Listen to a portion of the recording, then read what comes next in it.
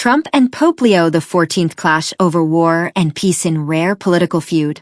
A rare and highly public dispute has erupted between Donald Trump and Pope Leo XIV, highlighting deep divisions over the ongoing conflict involving Iran and the broader question of war and diplomacy. The clash, which has drawn international attention, pits one of the world's most powerful political leaders against the spiritual leader of more than 1.4 billion Catholics. A disagreement rooted in war and peace. The tension between the White House and the Vatican escalated after Pope Leo XIV publicly criticized the escalating conflict involving Iran and U.S. allies. The Pope condemned the growing violence and warned against what he described as a dangerous delusion of omnipotence among world leaders who believe military power can solve geopolitical problems. During speeches and prayer services, Leo emphasized that violence and war cannot be morally justified, declaring that God does not bless any conflict.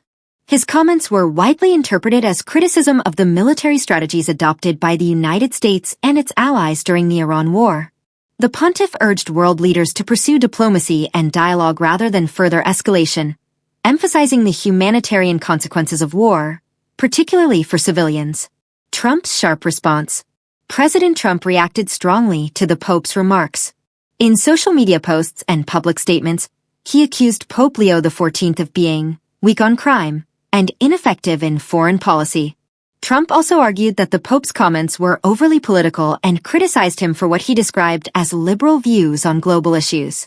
The president insisted that his administration's policies were necessary to maintain international security and prevent Iran from developing nuclear capabilities. The president's rhetoric marked an unusually direct attack on the Vatican, deepening tensions between the two influential figures. The Pope pushes back. Rather than backing down, Pope Leo XIV addressed the controversy directly. Speaking to reporters while traveling abroad, the pontiff said he was not afraid of criticism from political leaders and emphasized that his message was rooted in the moral teachings of the gospel.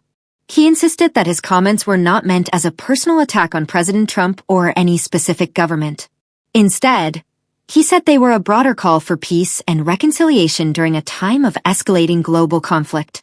Church leaders and bishops also defended the Pope, stressing that his role is to provide moral guidance rather than participate in political battles. A symbolic clash of influence. The dispute between Trump and Pope Leo XIV represents more than a personal disagreement. It highlights the ongoing tension between political power and moral authority on the global stage.